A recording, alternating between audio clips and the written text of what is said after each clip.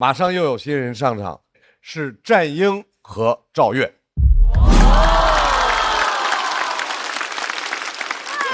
先上场的这位呢，他其实是一位跨界演员，他本身自己是一个 B 站的主播，然后同时还是一位职业的棋手，但是他更愿意对自己的称呼呢叫做非典型赢家。掌声欢迎战英。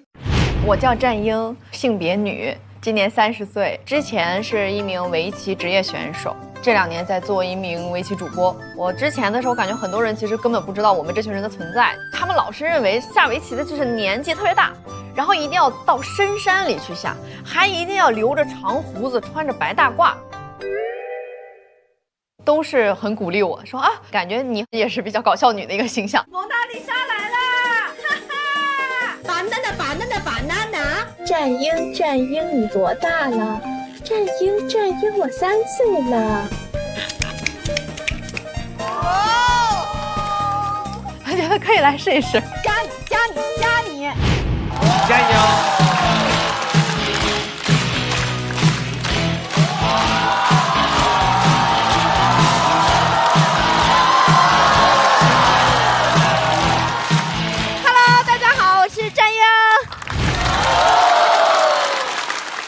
！1楼的朋友们肯定看得到我啊，2楼的朋友们看得到吗？嗨，看不到，下回买1楼的票啊。Hello， 大家好，我是战英。全国呢有400多个活跃的职业选手，我排倒数第9，比上不足，比下有8个。我作为一匹下等马，我经常被教练去安排对战对方最强的棋手。教练会和我说：“你给他个下马威看看。”啊，下等马的威力呗。其实最开始啊，对战强手的时候，我是很害怕的，但输的次数多了，害怕的就是对手。因为跟我这种战绩的人下棋呢，你赢一盘不值得骄傲，输一盘会被记一辈子。我到现在都记得2021年12月27号中午12点半的那场比赛，我的对手是咱们国家的第1位女子9段，中国围棋界的传奇，我的偶像芮乃薇老师，也是那年输给我的2个人之一。大家不知道9段是什么意思呀？就大家不知道2段、9段这。那盘棋其实我早就不行了。那天换做任何一个战绩正常的棋手，可能都认输了。但是我的战绩啊，不支持我展示风度。我没有放弃，他没有想到。我俩一直鏖战了6个多小时。当时芮老师已经年近60。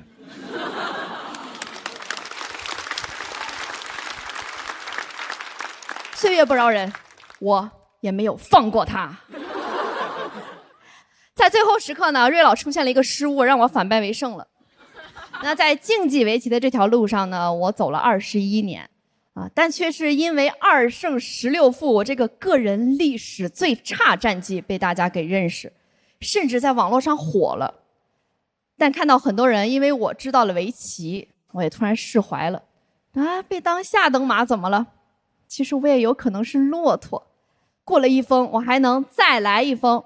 谢谢大家，我是永远不会认输的下等马战英，谢谢。掌声送给战英。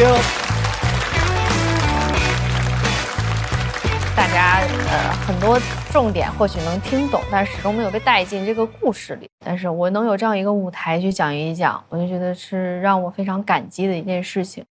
马上和他对阵的这位朋友一出来，大家就认识，一头蓬松的自来卷啊，壮妈啊，但是藏着的是一颗敏感而脆弱的心。对，我喜欢。掌声欢迎赵越。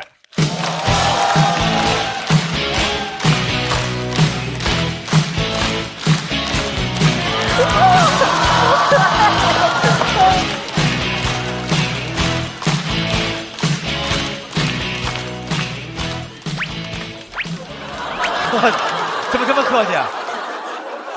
大家好，我是赵月。大家认识我都是因为我去年参加了这个节目，也是因为这个节目的原因，我现在出门的话偶尔能被人认出来，但我根本接不住大家认我时说的话。有个朋友他把我认出，他围着我转圈儿，他问我你怎么跟节目上长得一模一样呀？我不太会处理这种被认出来这种情况，因为大家对我很热情，我从他们眼睛能看出来，他们想跟我合个影，但他们又不说，我也不能说，因为我第一次被认出来没忍住，直接说了，当时特别尴尬。第一次被认出我特别高兴，我说你要不要和我合影呀？那个人说现在不太方便。当时没想到能被拒绝，我说那个不好意思，对不起，你走吧，冒犯了。他可能觉得我有点尴尬，他走了2步又回来了，说不行，跟你合一个。去年节目后我就开始一个人租房住了，这是我第一次独居，不太适应，害怕。这不是普通的害怕，是想起来就害怕。有些时候我心里想，好像最近一个人住不害怕了，然后突然就开始害怕。晚上上完厕所从厕所往卧室跑的时候，像玩神庙逃亡，严重的时候都有点恶性循环了，一上厕所就害怕，一害怕就想上厕所，整个人变得很敏感。有好几次我邻居他回来晚上他开自己家门，我以为有人在撬我家门，吓得我赶紧穿衣服，我衣服还没穿我就听门啪一声关了，我说啊进来了。我一看也没有人呀，我想肯定是邻居，都这样已经好几次了。有一次我实在是忍不了，我就隔着门骂他，我说你以后12点前要是不回家你就别回家了。我发现害怕很容易传染给别人。有一次晚上我给我朋友打电话，我说兄弟，我一个人住害怕，你能来陪陪我吗？他说哥你别这样，我害怕。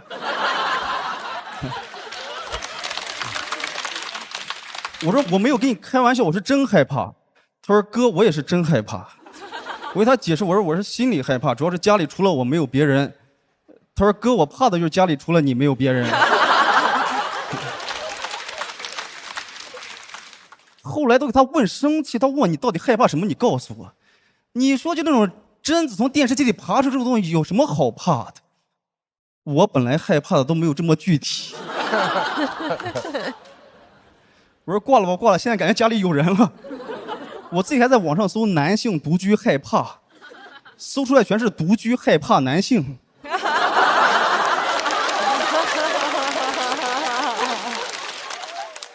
我现在又害怕独居又害怕男性。前一段时间回家嘛，我在路上正走着，我突然感觉后面好像有人在跟踪我。我当时心想，大哥不会是把我当成那种有钱的老太太了吧？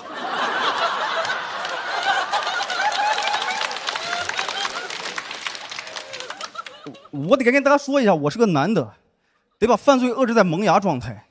因为大哥要是冲过来，我再说我是个男的，大哥说晚了。犯罪一旦开始就很难制止住了。但是你怎么证明你是一个男的呀？我想到了，我隔空抽了一个篮儿。其实还有一种比较脏的方式证明自己，有些男的他会在街上肆意的上厕所，但我也没有敢，因为这个社会它很复杂，你不了解对方喜欢什么。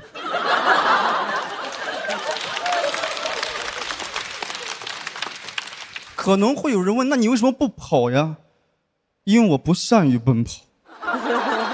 我要是跑100米再被抓住，我连反抗的力气都没有了。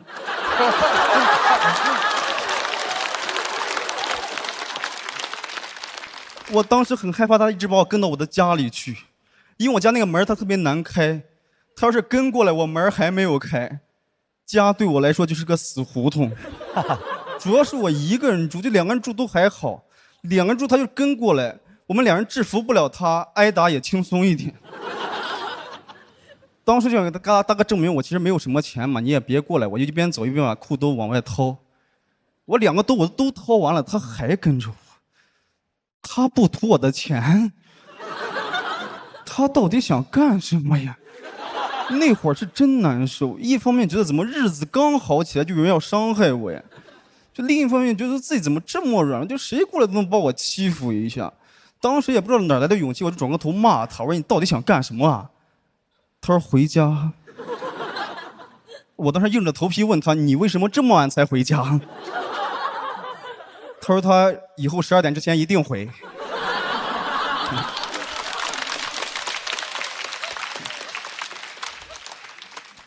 他说完之后，他就围着我转圈儿，他问我：“哎，你怎么跟节目上长得一模一样呀？”所以害怕没有什么的，你正视他就好。谢谢大家，我是赵越，谢谢你们。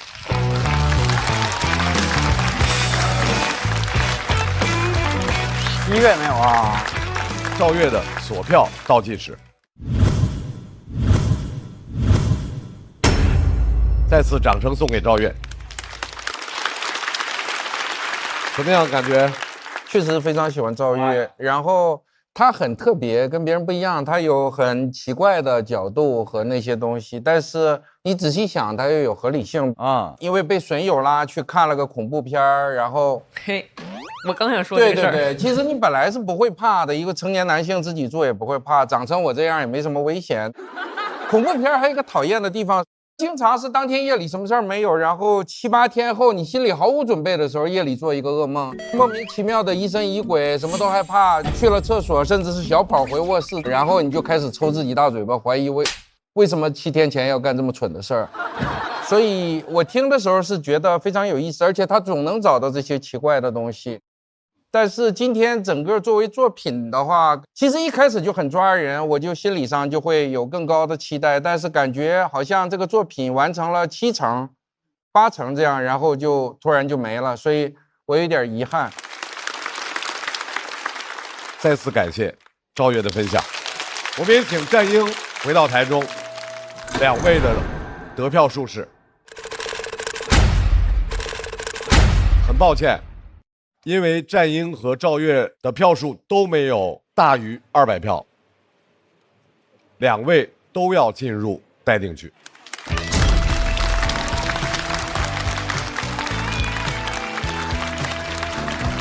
赵越没讲起来，没有办法。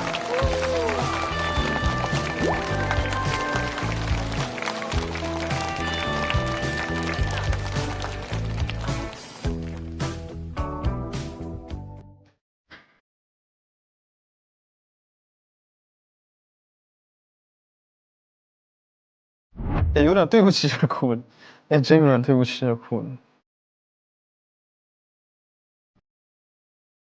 主要是他们真挺用心，他这个都是手绘的，这个真好。你别哭啊。赵越其实前2天给我说了一个点，我觉得他很可爱。他有一次在嘟囔说我不喜欢我这篇稿子了，我觉得不行。本来挺炸的，从他说完那句话之后。后面几天那些稿特别凉，赵越一直听着我姐，你一定要夸你的稿子，他能听到，他会不开心的。然后我们全员现在都相信这个，我们就要热爱自己的表达，热爱自己的稿子。我坐在待定区的时候，脑子里就有《黑暗荣耀》里，好像是这破夕阳太美了，这个舞台太美了。